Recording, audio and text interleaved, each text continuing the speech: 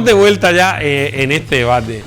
De verdad, programas como este y como al final que hacemos cada martes da gusto pues hablar con diferentes profesionales que día a día se dejan el alma en este maravilloso sector. Hemos visto en la primera entrevista a Esther, que al final pues, es una de las almas de la agricultura ecológica en la provincia de Almería, y luego con Luis Gámez, como pues, prácticamente podemos decirlo también, como su eslogan bien lo dice, suelos con alma. Y yo creo que hablando del suelo tenemos que seguir ahondando, porque al final todos los que estamos en este sector hemos castigado mucho al suelo, le hemos hecho mucho daño durante muchos años por falta de conocimiento. Al final no lo hemos hecho, Esther, porque queramos, pero le hemos hecho daño a ese suelo, pero no por efectivamente por esa falta de conocimiento que se tenía y por no tener a lo mejor las herramientas necesarias. Sí, yo siempre digo que uno no es culpable cuando lo hace sin querer. Efectivamente.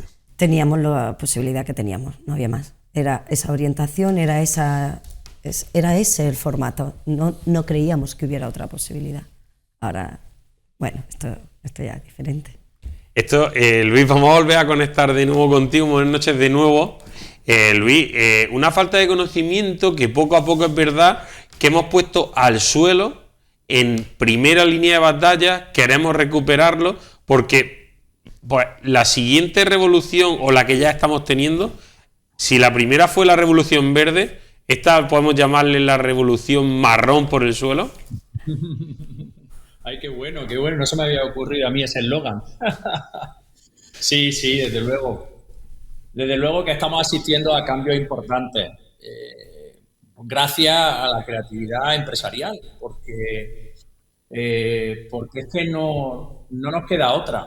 Si queremos ayudar a los productores como Esther a que puedan sacar hacia adelante su explotación y poder darnos alimentos de forma sostenible, no hay otra que innovar en el suelo, volver un poco atrás en los conocimientos básicos de la agricultura y de la fisiología vegetal, porque creo que hemos asistido a unas décadas donde ha habido cierto abuso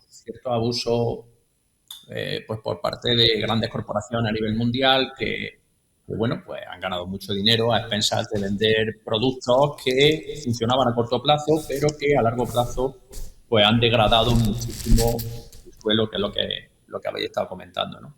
Pero bueno, gracias a eso han aparecido empresas, como en este caso nosotros, ¿no? Cuando yo decidí emprender, viendo esa oportunidad para poder dar la vuelta a...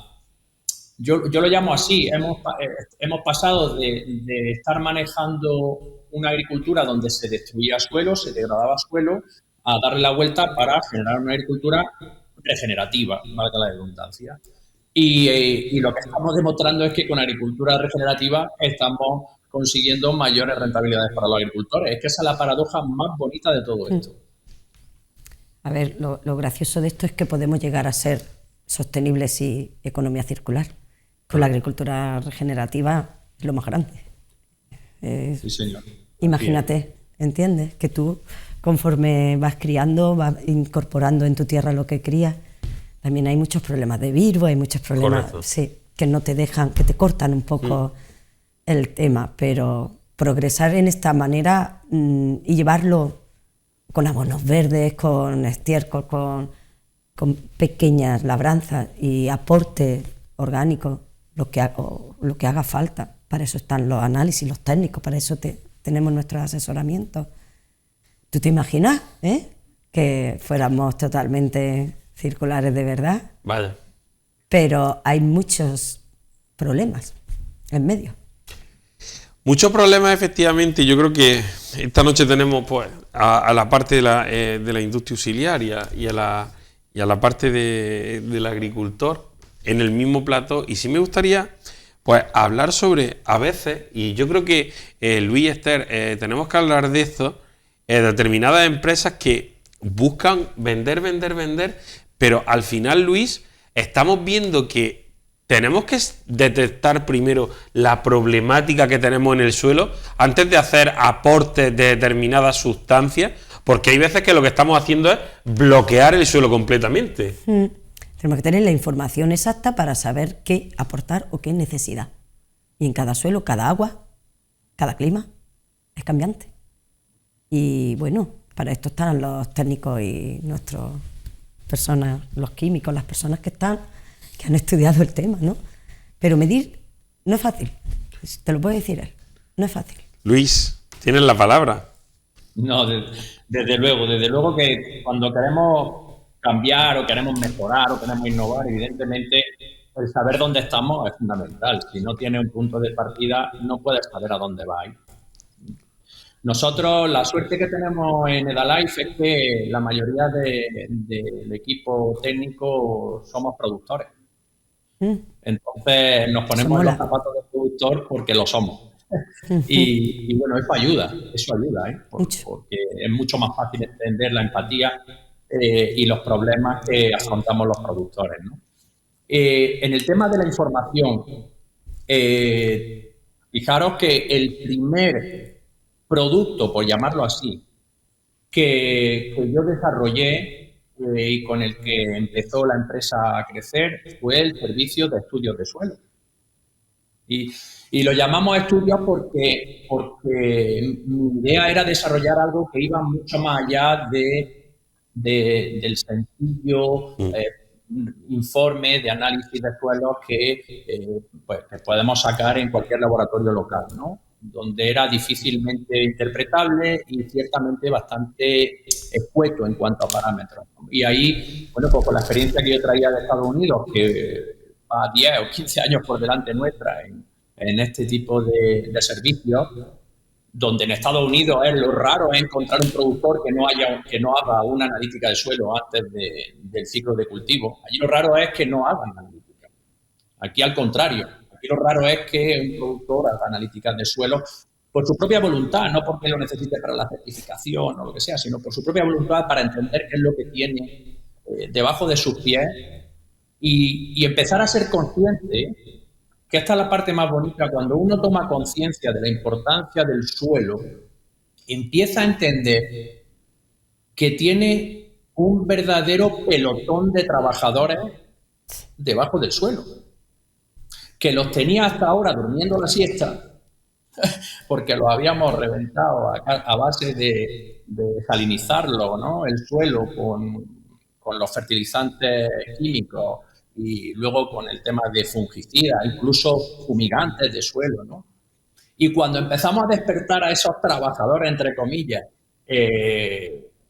pues empezando a cambiar un poco los programas de cómo fertilizar el suelo, empezar a introducir la parte de fertilización orgánica, biofertilizantes, que ya en Almería la verdad es que va un paso por delante de muchas áreas a nivel mundial de cultivos similares. Cuando empezamos a despertar, el suelo empieza a trabajar para nosotros. Es que es verdaderamente impresionante. Lo que pasa es que no hay conciencia todavía a nivel generalizada. Seguramente Esther ya se la tenga, porque se le nota, ¿no? Le he escuchado hablar en la entrevista y me ha dado mucho gusto, ¿no? Escuchándola. Pero no es, por desgracia, no es la generalidad.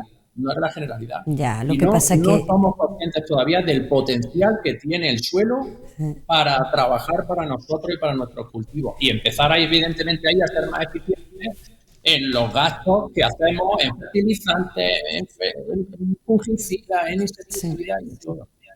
Un suelo sano es una raíz sana, una planta sana está libre, está fuerte, ¿no? Es como cuando uno tiene todo su sistema inmune bien. Yo, por disculpar a mis compañeros o a mi padre o a mis vecinos, sencillamente no tenemos ese pensamiento porque hemos empezado hace 60 años. Claro. Y esta era la forma que había. Empezamos así. Y las armas que había. Las armas que había, las herramientas que había, no tenías otra forma. Y el conocimiento que había. Además, te prometo que creyéndose que lo hacían muy bien, ¿eh? Y tal como es ahora, ese milagro nació con el pundonor y el trabajo de miles y miles de familias, con el conocimiento que hay en ese momento y con las armas. Y mira, y gracias, yo creo que ese conocimiento y esas armas estamos donde estamos a día de hoy. Y vamos cambiando a bueno. Correcto. Entonces, en este oficio, como en tantos, lo que sí que hay que tener es el pensamiento de que nunca lo sabemos. Correcto. Nunca vamos a saberlo, es imposible.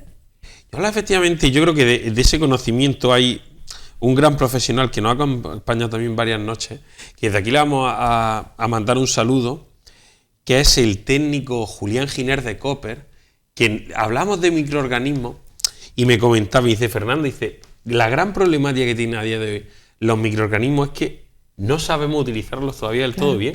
No. Dice, una tricoderma, si no hay un nivel de materia orgánica óptimo, no va a funcionar. Entonces yo creo que no es que no funcionen determinados productos, es que a lo mejor no sabemos todavía, Luis, en ese caso, el manejo agronómico necesario para sacarle su punto máximo.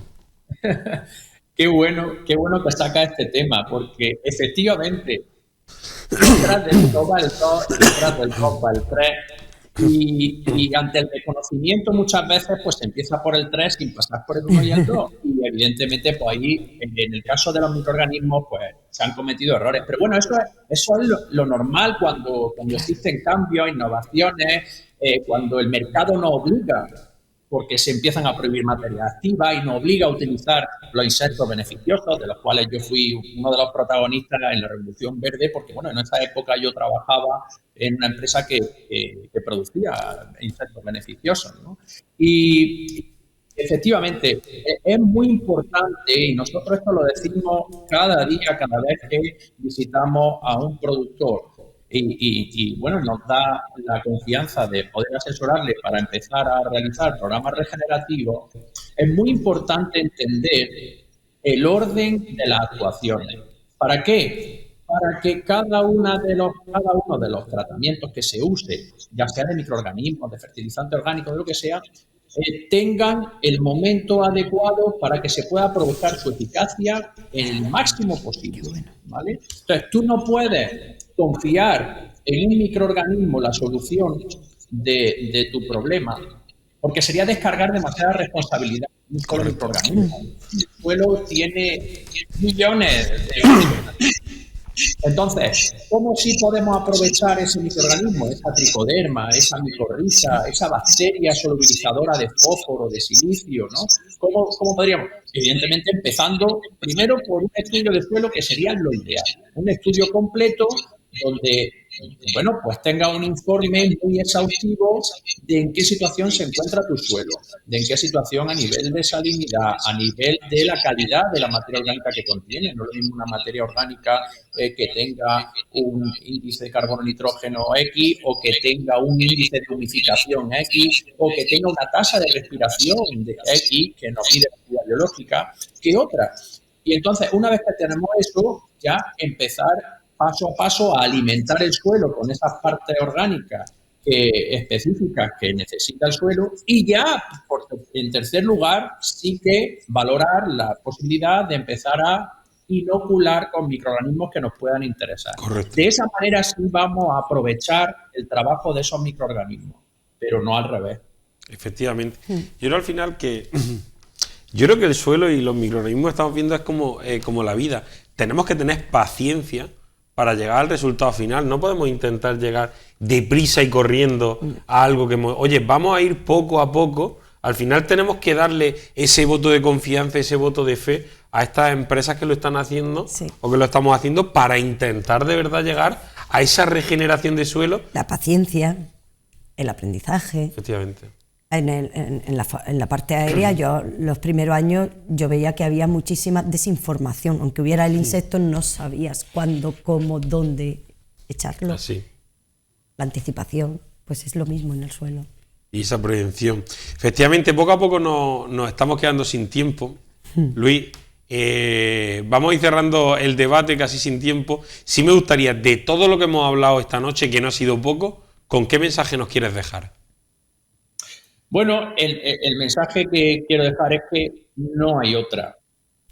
Es decir, si queremos seguir manteniendo una explotación con una rentabilidad que nos permita poder sobrevivir encima de las circunstancias que estamos actualmente, de inflación galopante y costes desorbitados, y los precios que tú hace un rato habías hecho la pizarra, ¿no? Nos había dado datos de la pizarra de cómo se iban mermando los precios. La única salida es buscar la eficiencia de costes. Y aquí el productor debe empezar ya verdaderamente a ser consciente de que tiene que hacer los números como un empresario industrial, da igual, y empezar a tener conciencia de que tiene que buscar eficiencia en su explotación. Y de verdad, la eficiencia la va a encontrar si es capaz de recuperar su suelo y que haga que el suelo trabaje para él. Esa es la única manera. Te toca cerrar este debate. Pues nada, ¿Con qué te quieres quedar?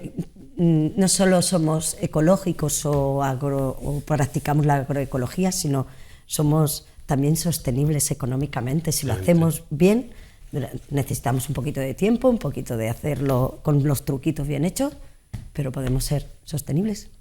Efectivamente, yo creo